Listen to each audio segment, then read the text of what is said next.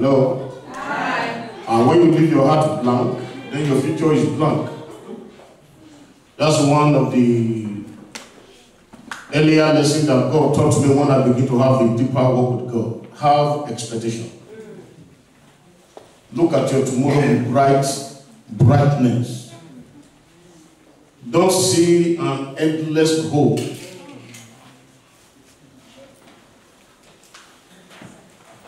How do I put it? Do not see a hopeless end. That's the right one. But look at your future and see a great expectation ahead of you. Amen. When a program like this is coming up, it's normal for people to just say, well, that's normal how we invite guest ministers. Let's go to church and then feel excited and come back. If you have no expectation, nothing will happen to you. That is God. Hello? Say, for instance, the woman that had issue of blood for 12 years. It was enough for that woman to say, I am discouraged, I have been frustrated, I have been, a lot of injustice has been done to me. That's not for her to just be hopeless. But you see, when she heard that Jesus was coming to her community, it was enough for her to say, let me stay at home. I don't think anything can happen. She had to attend the meeting with an expectation. Hello? Tell your neighbor expectation. Tell your neighbor expectation. If you didn't hear any information today, let it be that you have this information. That every day of your life, you have a hopeful expectation. My tomorrow will be better than today. Yes. No matter what I am facing now, there is a guarantee that God is going to help me. Yes. I cannot remain like this forever. Yes. The woman who had issue of blood, she said to herself, if I can touch the hem of his garment. You see, not just only that she attended the meeting, she had to take a move which is abnormal. And according to the tradition of that time, she was forbidden to walk among the normal people because she was unclean. But she defied all the odds, defied all the negative stories about her. I don't know what people have said about you. I know people have carried stories about you. People have, family have said so many things about you. Forget about them. Let your expectation be high.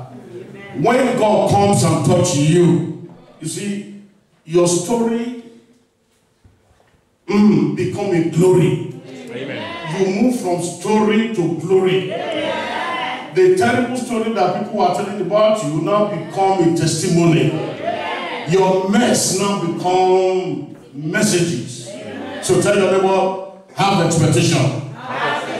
For somebody, I believe that God is going to lift you to another level. Amen. God is going to terminate every yoke in your life. Amen. Terminate every negative influences. Amen. And bring you to another level. Amen. Put a smile upon your face. Amen. And give you joy. Amen. Give you salvation. Amen. Job 8:7 said, he said, even though your beginning may be small, he said, your later end shall greatly increase. Who can believe that? That you may be a nobody today. People may look at you as a non-entity. But the story will soon change. And the kind of perfume that you spray is enough to buy a car in Africa. If you can't buy a car here. Hello?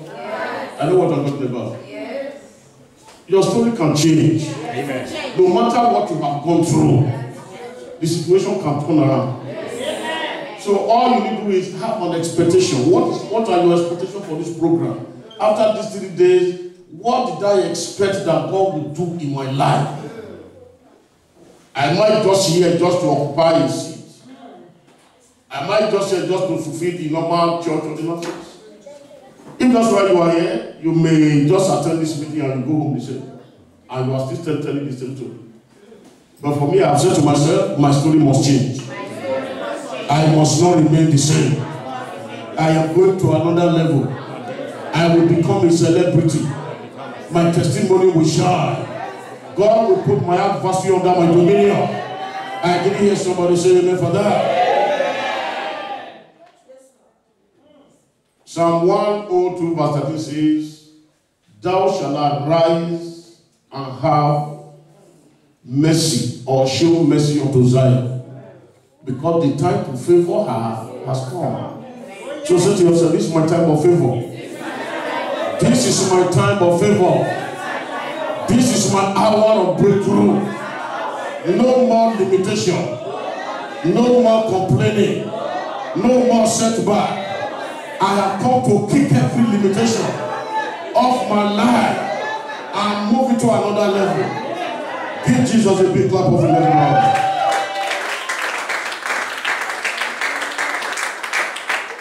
Hallelujah. I'm sure this information has already built somebody up. But why I'm taking time to give you this information is because no matter how much preacher preach, if you don't have faith, and if your expectation is not there, you are wasting your time. You just go home dry as you came in dry. But I'm not tonight. Somebody's going to go home wet. Amen. You will be wet with the dew of heaven. You will be wet with God's favor. In the name of Jesus.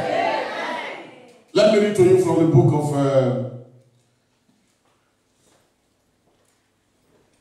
Numbers 27. Numbers 27, I will read from verse 1. And let me start at verse 7. Then came the daughters of Zelophehad, the son of Hepher, the son of Gilead, the son of Michal, son of Manasseh, of the families of Manasseh, the son of Joseph.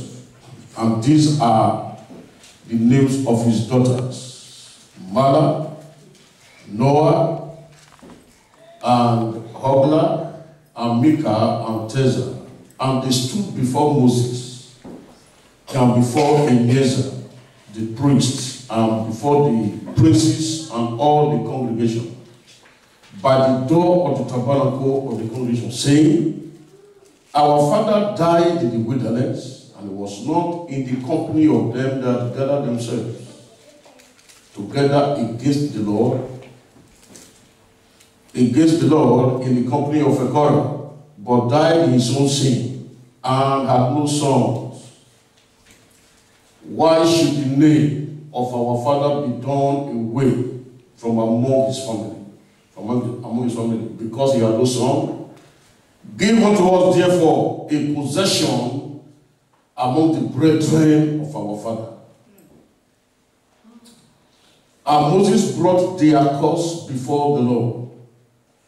And the Lord said, the Lord spake unto Moses, saying, the daughters of Zelophehad speak right. Thou shalt surely give them a possession of an inheritance among their father's brethren. And thou shalt cause the inheritance of their father to pass to them. Holy Spirit will commit your word to you tonight. Amen. Let somebody find salvation through this word. Amen. Let somebody find upliftment. Amen. Let them find encouragement. Amen. Let them find deliverance. Amen. That long problem that has stayed in the family, by the administration of this word tonight, let those power be dismantled. Amen. Let those influences disappear. Amen.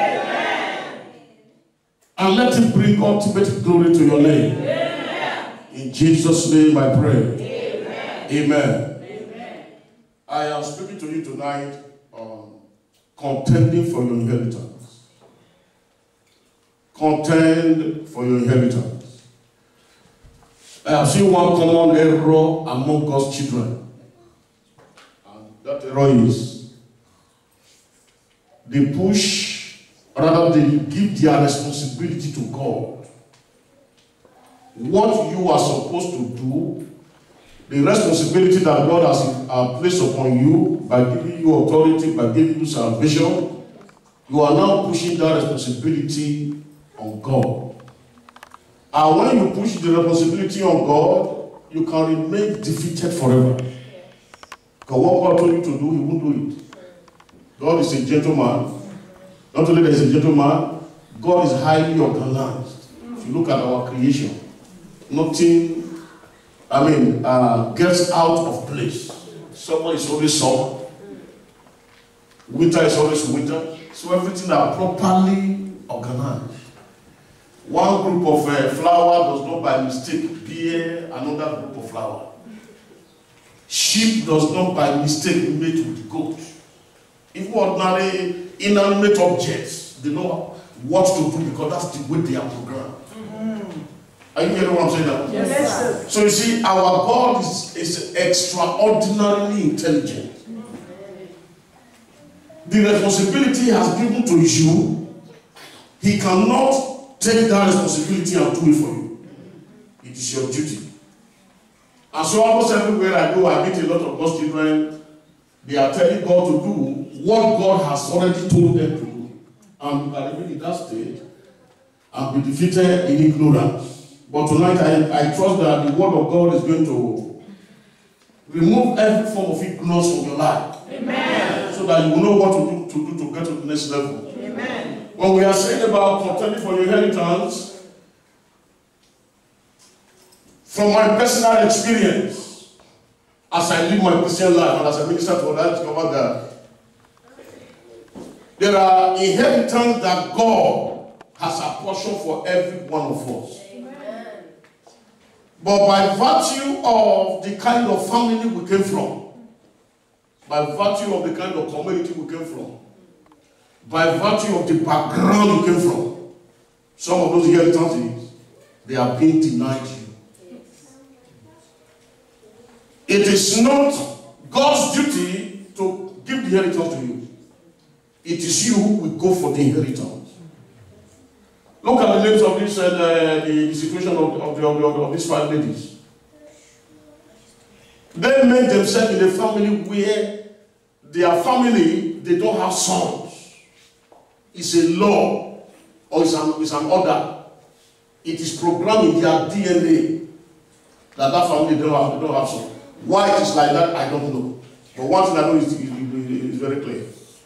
It could be traced to the fact that this creation malfunctions because of sin. That's the reason why that will happen. So you find that there are some family where there are some peculiar evil, peculiar abomination that is peculiar to them. I have a family where their sons, they are all never do well. That's another family where their daughters, they never marry good marriage. No matter how they read, no matter how they make up, anytime they want to marry, they will marry somebody who has a comma. It's after they have done the marriage, they will know that the man had comma. What do? You just have to manage it for life. So there are certain errors from our family background. Thank God that God opened my eyes earlier enough to discover the error in my own background. And I went for it and I corrected it. It was not God who corrected it. Or it was the prayer I prayed and then God answered the prayer and then He corrected it.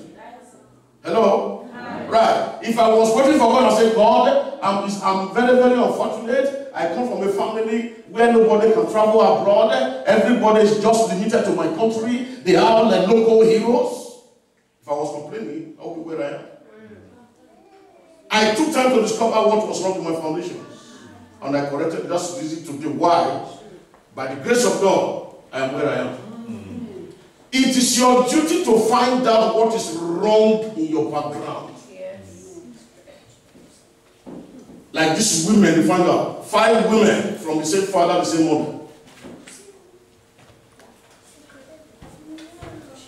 Before these 5 women were introduced, their great-great-grandparents' name featured to tell you that this problem they are going through did not start with them.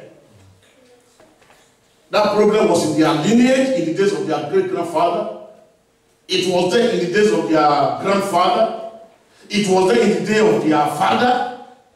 And what happened? These parents, they didn't do anything about it. That's why they still linger till their time. Tell your neighbor, you must stop the negative flow. You must stop the negative flow. Every negative stream flow in your family. You are the one to stop that negative flow. Don't allow it to pass beyond you. You know what I discovered? Because if it goes beyond you, if it gets to the days of your children, it will be more complicated. I know what I'm talking about. So these women, they had to go and meet Moses. Before they met Moses, I'm sure they prayed. I'm sure they consulted with themselves. I'm sure they fasted and said, we cannot leave these things like this. You must be angry and uncomfortable enough to be uncomfortable with poverty. To be uncomfortable with bad luck. Then when you get to a level where you are restless,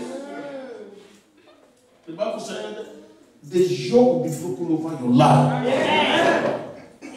That is the reason for this program for these 3 days.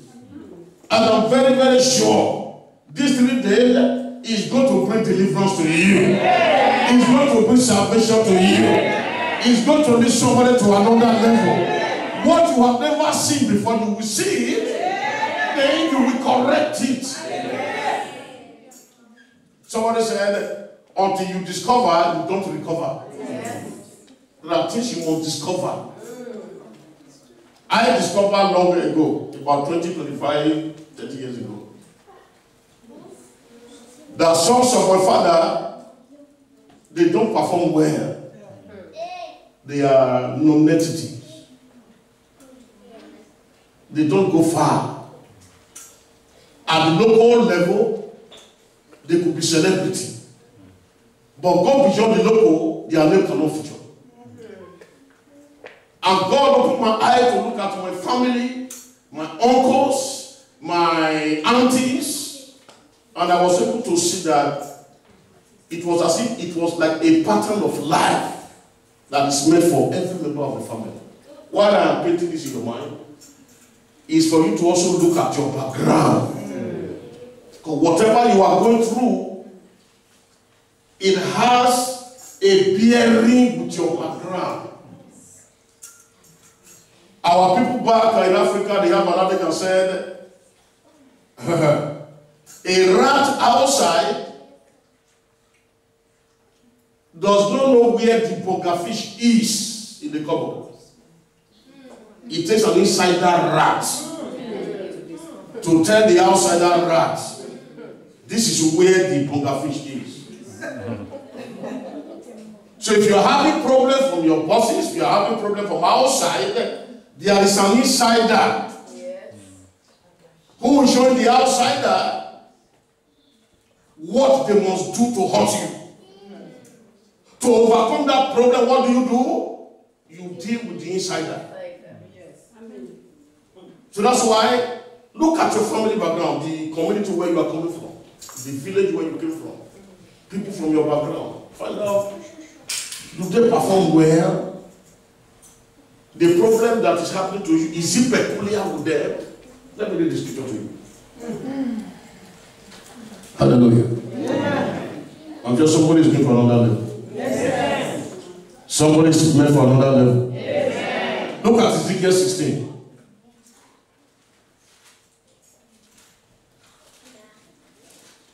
Ezekiel 16 verse 1 to 2 says, again the word of the Lord came unto me saying, Son of man, cause Jerusalem to know her abomination, and say, thus saith the Lord God unto Jerusalem, thy birth of thy nativity is on the land of Canaan.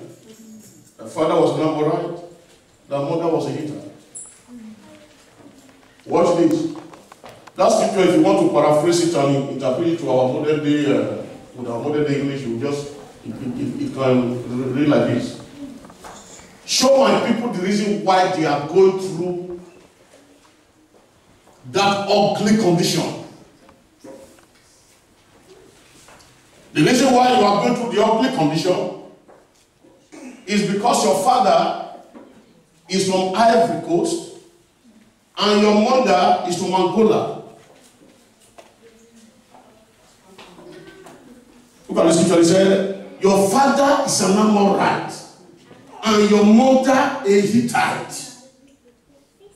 Why is it that after I got married, my husband divorced me, I tried to pick another husband, nothing is working, everything is just going negatively? The Bible is saying the reason is because your father is from Côte d'Ivoire and your mother is from Casablanca.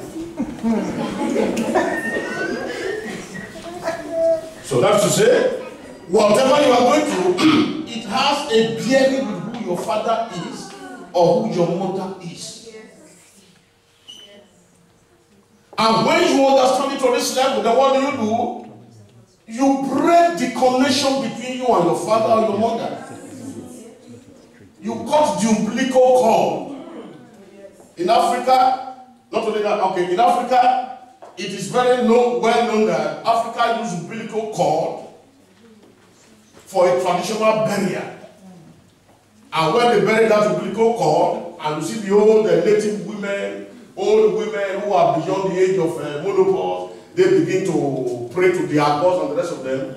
What are they doing? They are just saying that this child that is born today, all the limitation in this family, the same thing belongs to you. I'm talking to someone. Abroad, in Europe, umbilical cord may not mean anything to a white man. But Africa, because of our fetish operations, they used everything to ensure that they complicate the life of the baby that's just born. If you read downward, verse 1 says, it said, as for thy nativity, in the day that thou was born, thy navel was not cut. Thy navel means the umbilical cord that connects you to your father or your mother is still intact. The negative covenant flow that flows from your parents to you, it is still there. What do you do as a child of God after you become born again? It is to break the connection and declare to the devil, I am now bearing the DNA of Abraham. Not the DNA of my father or my mother. That is where your victory begins. And I am talking to somebody. Yes, sir. Because I met a lot of lost children, there's no prayer they have not prayed. They bind every demon in Bermuda Triangle, bind all the ones in the Djibouti, bind all the ones in Casablanca, bind all the ones in Angola, and yet the situation remains the same. You are spreading your bullets everywhere. You need to locate where the trouble is. If when America was fighting with Afghanistan or fighting with Iraq, and then they just begin to spread their bullets everywhere, they won't win the battle.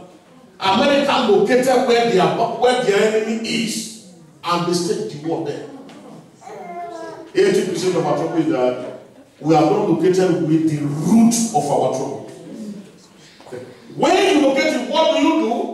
You now address it directly and declare to the enemy, I am no more bearing the DNA of my father or my mother. I am carrying the DNA of Abraham. I am carrying the DNA of David. I am the container of the Lion of the tribe of Judah. I am the child of the living God. The gates of hell cannot prevail against me. But Lord, you have no place in my life.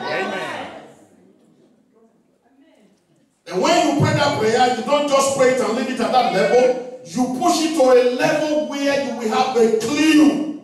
And God will tell you, this one is already accomplished. Amen. Amen. You will see things begin to happen. Spiritual warfare, they are not light. Sometimes they are hard and they are tough. And you need to be tough to be able to deal with those powers. If you don't handle them seriously, they can handle your life. What it is? One of the mistakes I see a lot of God's children, a lot of people, those who come to the church, they do, is because you are going through some terrible situation, you don't know what to do, and the devil entices you with sin. And when the devil entices you with sin, and you fall into sin, you are only complicating the situation. Say, for instance, you are not married, and then because you are now up to the age of marriage, you have to take a man or a woman, then you now co-inhabit. You are not married yet. You are not legally married, but you are living together. No matter how much you pray, you cannot get out of that situation. Because you already have accepted Satan's offer. You have become what? A legal captive. No matter who lay hand upon you, that situation will remain the same. Because even the man who Jesus healed of palsy, Jesus met him later and said, do not go back and sin again, otherwise a worse thing is going to come upon you. So to get out of Satan's captivity, you must refuse Satan's offer. Sin does not help anybody. Sin is a killer. It's a destroyer. I know in this part of the world, you don't talk to anybody about sin. Everybody wants to hear about what God can do, but you see that God is a holy God. And before he does anything for you, he stands on a holy pedestal. And you must stand on the same holy ground for God to perform anything in your life. So for you to see something new, for your authority to be restored to you, one of the things you must do is any sin that you know in your life that is incapacitating your Christian life, forsake it. Don't pamper your weakness. Don't pamper your flesh. Paul said, in my flesh dwell nothing good. Your flesh will destroy you and send you to hell. That's very, very clear. In fact, my own explanation to me that if you are really ready for heaven, after you finish your lecture, you go to heaven, you must be highly disciplined. You don't look at every program on television. There are things you look at. There are things you don't look at. I'm sure I'm offending somebody. No. Go on, sir. If I offend you to help you, I think it is better for you. Because many of us don't know why we are moving around the same circle. You are seeing in that situation happened there 5 years ago. You are just managing it. You have now blended with the situation. You and the situation have become permanently one, have become a life reproach. How long will you remain in that level? Tell your neighbor, be aggressive. Tell your neighbor, be aggressive. You see, before these 5 women, they were able to call Moses. They had the boldness to come and meet a whole almighty prophet of God. Said, we are no more comfortable with the situation. How can we remain in captivity? The inheritance that belongs to our father is denied us. How can that one be? You must go to a level where you can question the devil. You must go to a level where you ask God questions. You will go to a level where you can address nature. You go to a level where you can tell like France, you can tell like Europe, you are not here to do me evil. Why? Because when you are righteous, one of the things that righteousness does for you or holiness does for you is that it makes you bold. That's what the Bible said. The righteous shall be as bold as lion. Hello? A witch doesn't cry 5 a.m. in the morning and then you are urinating on your pants. You tell the witch, Holy Ghost, fire! Tell the witch, I'm different. You can kill anybody from Côte d'Ivoire, from Casablanca, or anywhere but me. I am different. Now because you know your authority as a child of God. Hallelujah. So when you stand on the holy pedestal, it gives you some unusual boldness to handle life situation. Life is not fair, people of God. Life is not fair. This life that God created is supposed to be a good life, but unfortunately, because Adam sinned, life has become a tormentor. How many of you have been in France for the past 10 years? You are still moving on the same. You are telling the same story. Some people cannot travel home. because no paper. I know what you're talking about. Some people, they tell you that the immigration is coming to come aside, but you won't go to work that day because you know that you can't afford to face the immigration. How long will you remain at that level? There were 4 young men, Shadrach, Meshach, Abednego, and Daniel. They were in captivity. They were carried away into Babylon as captives. But in a foreign land, God enlarged them. God expanded them to a level where the king of kings called Nebuchadnezzar bowed down to worship Daniel. God can do the same thing for you here. Amen. You see, you do not serve God for God to make you a nobody, for God to make you a trash. That's not God. You serve Him, you are really hungry for Him, He will decorate you. Amen. And put you in a platform of glory. Amen. But you have to serve Him legally and lawfully. Those 5 ladies said, they met Moses and told Moses, we cannot take this one anymore. Our inheritance must be given to us. When they met Moses, I'm sure that Moses must have been somehow surprised about the boldness of these ladies. You just know that life must do you good.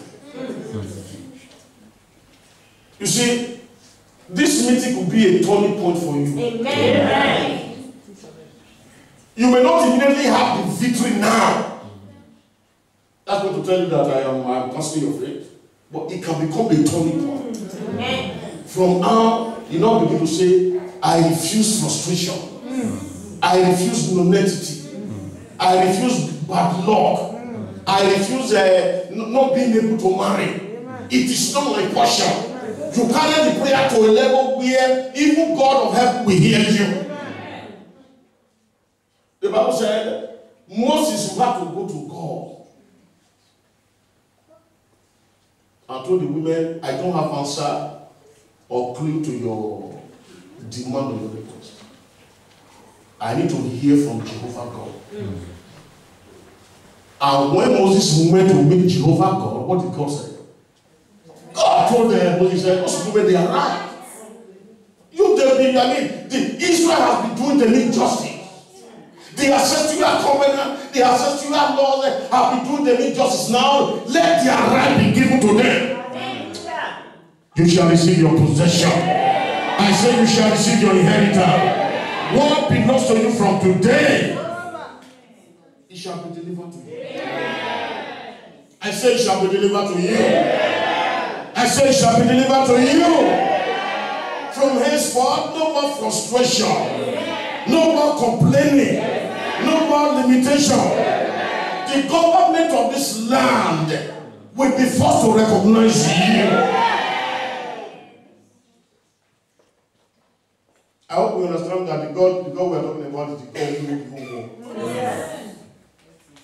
The president or the prime minister of this land is under God's control. Yes. Their law and their constitution is under God's control. Amen. God can suspend their law to help somebody. Amen. I'm talking to somebody now. Yes. He can suspend their law for only 24 hours for somebody's name to be entered into their system. Amen. And that could be you. Amen. Say, that is me. Say, that is me. Let me quickly read down that scripture to you before as we begin to run it before. Look at 1 Kings 5. Contending for your inheritance. Your inheritance must be delivered to you. Amen. Look at 1 Kings chapter 5, verse 3. Thou knowest. Let me read from verse 2.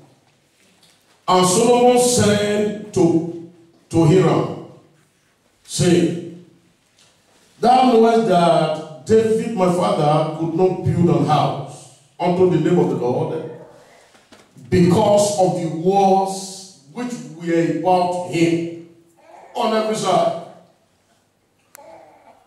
until the Lord put them under the sole of his feet. But now the Lord my God had given me rest on every side. So so that there